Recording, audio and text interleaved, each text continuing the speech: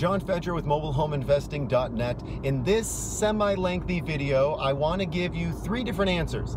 The same answer, but just sort of different, because the answer to the question, is mobile home investing saturated, is no, 100%. From East Coast to West Coast, North to South, mobile home investing is not saturated.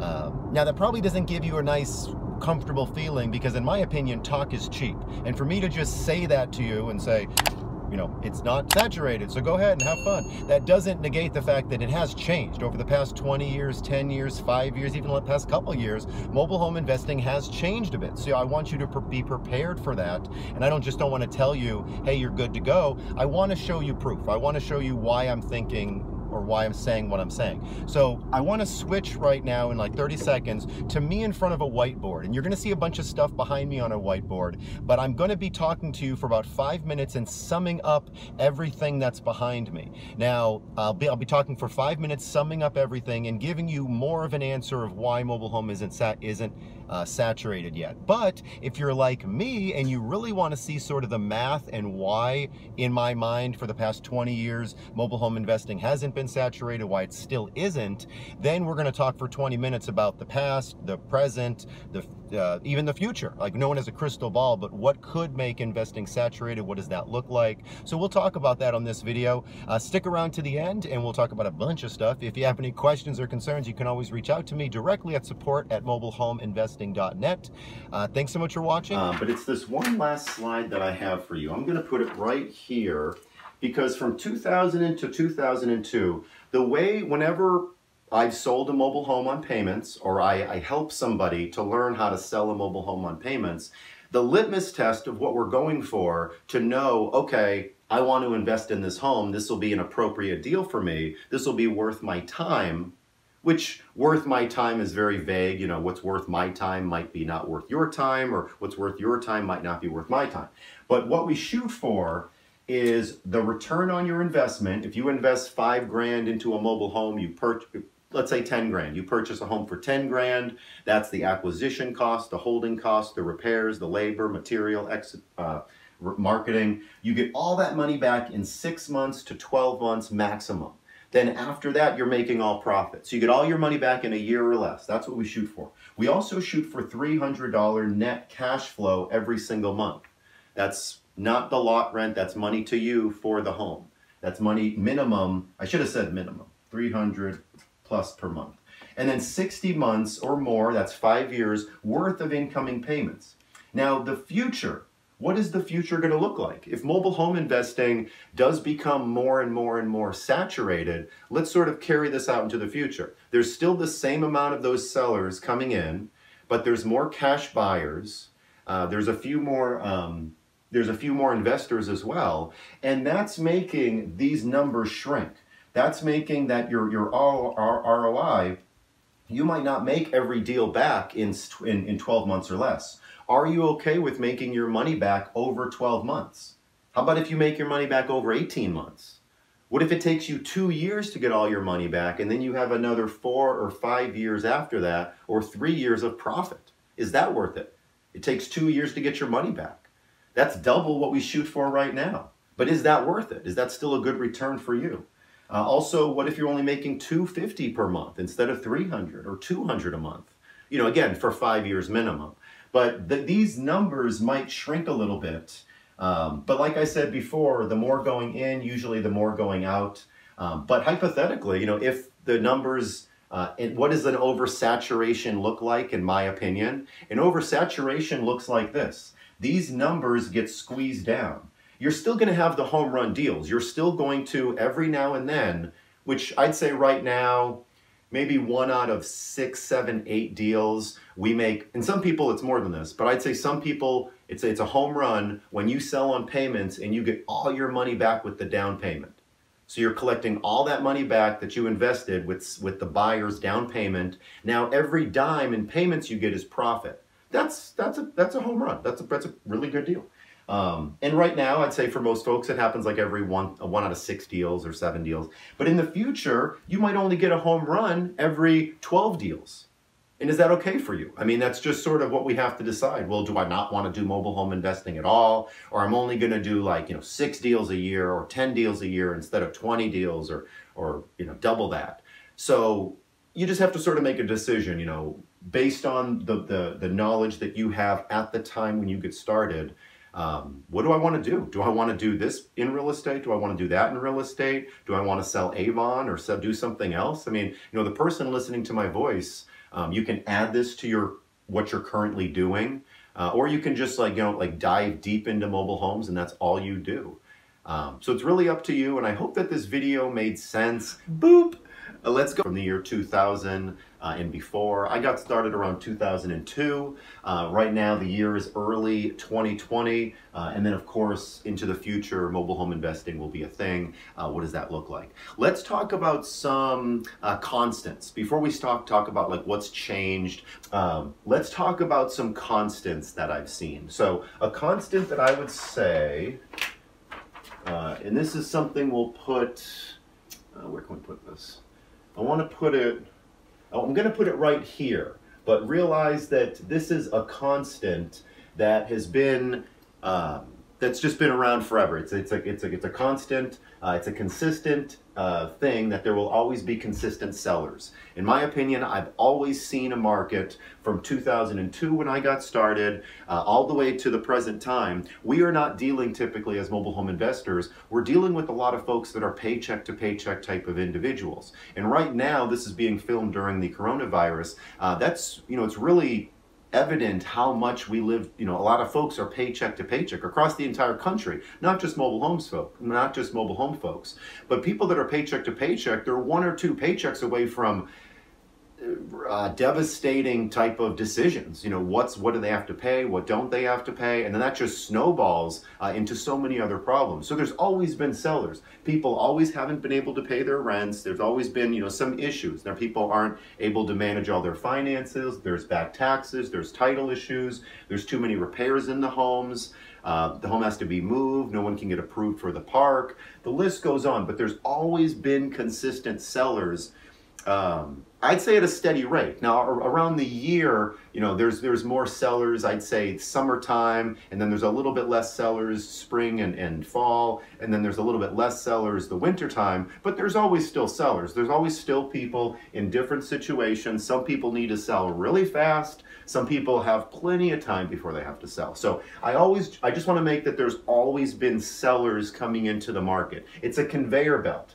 Very important to remember, because throughout all of this, there will always be that consistent flow of sellers coming into the market. Last month there were sellers, this month there are new sellers, next month, next week, the month after that there's going to be new sellers. A year ago there were sellers, a year before that. There's always more and more sellers. So I think I've managed to get that point across and kind of beaten a dead horse, that there's always consistent sellers. I also want to mention, oh no, my high-priced graphics aren't holding up. So from 2002 to 2014, here's some things that I've seen. And I want to talk about the past before we talked about the future and currently. So from 2002 to 2014, not too many people cared about mobile home investing. There were some cash buyers, but if people could afford a regular house, they'd rather a regular house. There were few banking options. From 2002 to 2014. Again, there's consistent sellers, there's consistent TBs or tenant buyers or payment buyers, people that want to make payments to own a home and not go through a bank. There's always consistent tenant buyers and always consistent sellers. Just like I mentioned over here, consistent sellers, consistent tenant buyers. I didn't make a separate piece of paper for consistent tenant buyers, but I mean around the country, who doesn't want to buy something for the same as rental payments or even below rental payments? So there's always tenant buyers, there's always payment buyers, but there's, more importantly, there's consistent sellers as well. So that's something from 2002 to 2014. It's just, hey, business is going, even during the recession of 08, 09, there's still plenty of sellers, there's still plenty of buyers. I did make another video talking about what happened during the 08, 09, 010, housing recession and what I saw change, and I won't talk about that in this video. I will link to it in the description. You can watch that. But there's always been, you know, consistent buyers or sellers. No problem, business as usual, 2 thumbs up. This is fine. All these years, I go back to any of those years, perfectly no problem. Now, around 2015 to early 2002, things did start changing, I would say, a little bit more. Let's face it, single-family home prices are going up. Prices are going up, meaning people have to live somewhere. It's pushing people out of, they can't afford single-family homes, so they're going to mobile homes. They've never lived in a mobile home before, but people are now open to mobile homes, and there's more cash buyers. People that were going to pay cash to put down on a single-family home, they're saying, oh, well, instead of paying $300 a square foot, I'll pay $70 or $60 or $50 a square foot with mobile homes. So you have more cash buyers from 2015 to early 2002. I'll say that there's more investors as well. There's more sort of advertising on the, well, you know, there's more, just more out there. There's more on YouTube. There's these videos. There's other people putting out videos, and just more Facebook groups, and just in general, like alternative sources of investing. And that's been interesting to see. You know, from 2002 to 2014, no one cared about mobile home investing. And then all of a sudden it's like, oh, this weird, interesting, you know, niche of mobile homes that, you know, no one really knew about. In reality, that's been going on for years and years. But 2015 to early 2002, that 5 years, home prices are going up. It's pushing more people to look for alternative investments, which means that there are some more investors. Some of those investors are fly-by-night people, people that are expecting like quick money, big paydays, you know, super fat returns. And with mobile homes, yes, they deliver that, and we'll go into that in just a minute, but there's big differences between single-family homes and mobile homes. And there's pros and cons to both. So these are some changes from 2015 to early 2002, which made some things happen. Let's be real about this. As investors, we are paying more money during this time right here. We either have to adapt as mobile home investors or, you know, leave the market, which we're not going to. We may pay more for a mobile home. In metro areas, during this time period right here, we might pay more to buy a home, but then we're going to sell it for a premium as well. We're going to get a bigger down payment. We're going to get more monthly. We're going to have more people interested when we sell it. So we might pay more for a mobile home. I don't want to offer more to begin with, but we might be more flexible when we buy a mobile home, depending on the location and the area. For example, here in my local city, I need to go out quickly. If there's a 3-2 in town for below 7, 8, 9,000 cash, I need to go there with money in my hand, or I might lose the deal. So I have to act quicker. I have to go be willing to pay maybe a little bit more. But then again, that's sort of in the metro area. Outside of my area, things are more similar to back to 2002 to 2014. Which I should have mentioned here, this is only higher prices in certain areas. Certain parts of the country, or if you get out of the metro area, prices are the same as they were back in 2002. I mean, you know, or in some areas. So, you know, you have some prices going up. You do have more cash buyers in the metro areas. I'm going to put metro right here, because that's really important to know. And I'll say even for investors, there's more kind of in the city. When you start driving out further, there's just less buyers, less cash buyers, less investors, less people that want to go that far. This also will cause, so we're right here, you know, as a mobile home investor, we're paying a little bit more going in, we're paying a little bit more going out. Wholesaling's a bit easier because there's more cash buyers, like I'd mentioned before. There's more other investors willing to pay kind of dumber prices. Which again, how long are those investors going to stay if they pay those high, dumb prices? You might have to have a bigger territory. If you were only going out an hour radius from your home, now you might have to go out an hour and a half. You likely have, you know, dozens or hundreds of parks within an hour radius around you. You might have to go out even farther, which is okay. That's not a bad thing, actually. So you have a bigger territory, maybe now versus earlier on. You might be more focused, not with only mobile homes on land, but you might also say, okay, well, there's mobile in parks, that's cool, I'm going to do that, but I'm also going to supplement mobile homes in parks with mobile homes attached to private land. You may also be willing to move mobile homes a bit easier, because mobile homes have always needed to be moved, but we didn't gravitate towards moving them unless, there wasn't anything better to do at the time. So depending on what's out there, you may choose to move a mobile home. Probably not for your first deal, but eventually, definitely move a mobile home and experience that.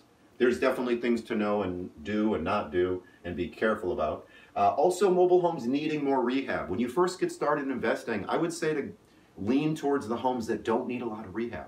And then you can obviously go into homes that do need more rehab. That's part of what we do as investors. But by all means, there are sellers out there selling nice properties that need to sell quickly that we can help.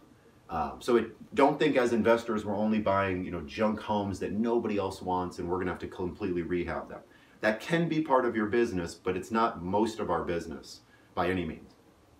And then one more to go kind of right here is that I will say some things that are staying the same. They're still the same because we're kind of talking about what's different here. The same is that there's still mobile home parks wanting to work with mobile home investors.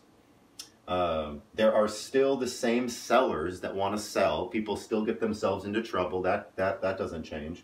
There's still the same payment buyers. People want to make payments to buy our properties, assuming that they're priced right and the terms are right. And there's still the limited banks. So that really hasn't changed either from all of this. So you're kind of, I hope that you're kind of, time traveling with me over these last 18 years in this business. Now we arrive to the present. And this is kind of cool because depending on when you're watching this video, it might be in the future, the coronavirus has long passed and things are back to normal. But right now, as the coronavirus is happening, we're seeing some interesting things. Make sure I put virus in big letters right here. You do have fewer sellers. If people don't have to sell, they don't want to sell, they don't want to talk to anybody. They don't want anybody in their homes.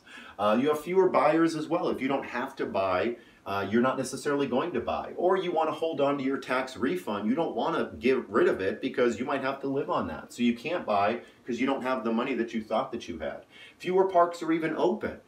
Most parks are still doing business and still taking applications through the internet like most parks do. But some parks you have to do it on paper and they say, nope, our offices are closed for 2 weeks. Now, is that going to last 2 weeks? Is it going to be 4 weeks? Is it going to go 3 months when literally we're all just like hunkered down and there's fewer buyers, there's fewer sellers? There are still buyers and sellers. People, unless it's against the law or forbidden, there will still be people wanting to buy and sell for a variety of reasons.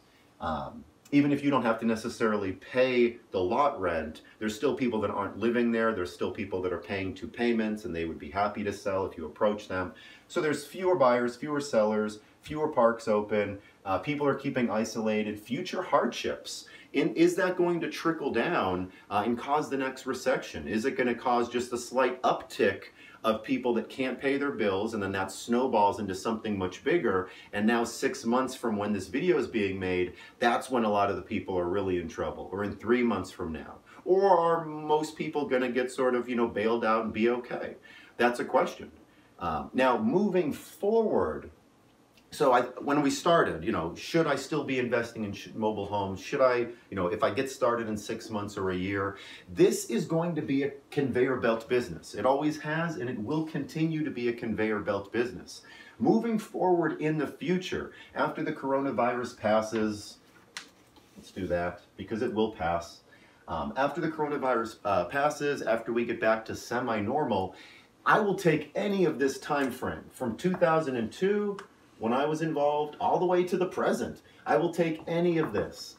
As long as there are buyers and payment buyers, which there always has been, I think there always will be, and as long as there's always sellers, it's business as usual. Now, we might have to adapt and change things, but we're still here to help people. We're still here to help, the folks that live in affordable housing, want affordable housing.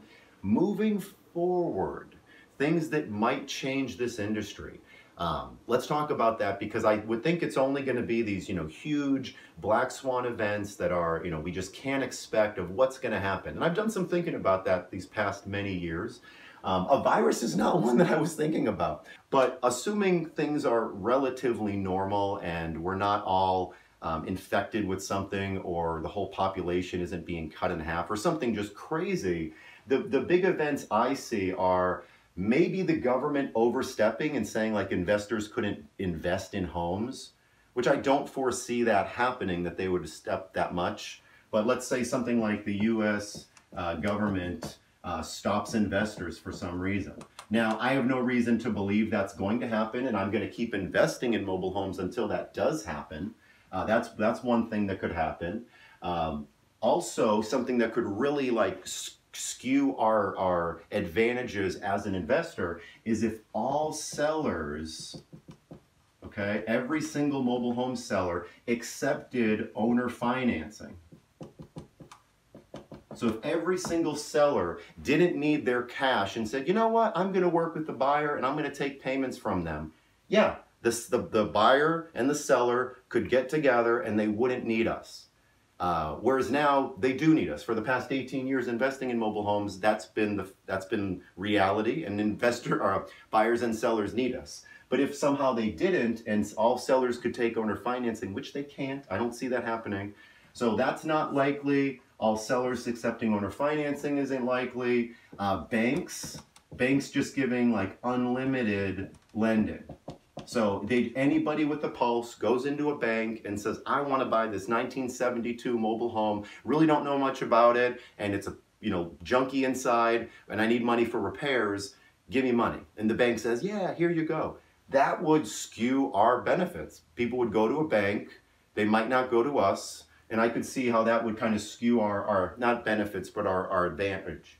And then the last thing, which I do think is more of a reality, is a TV show, like an HG TV show. If you remember Flip This House back in like 06, 07, it made like pie in the sky numbers of anybody can do this, and you can just with a few bucks and just in 30 minutes you can flip a house, and that's all the time it takes, and it's so much fun, you can do this with your family. And if you've been investing for any period of time, you know that that's not the case.